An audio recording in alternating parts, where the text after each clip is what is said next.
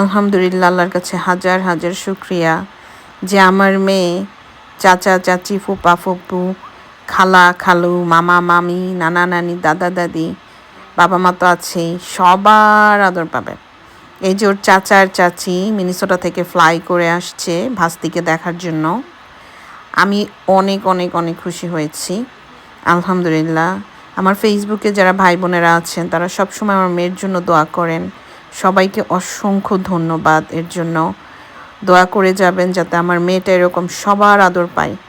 আমরা তো ছোট থেকে বড় হয়েছি, এরকম চাচা চাচি, ফুপা ফুপু, খালা ছিল না।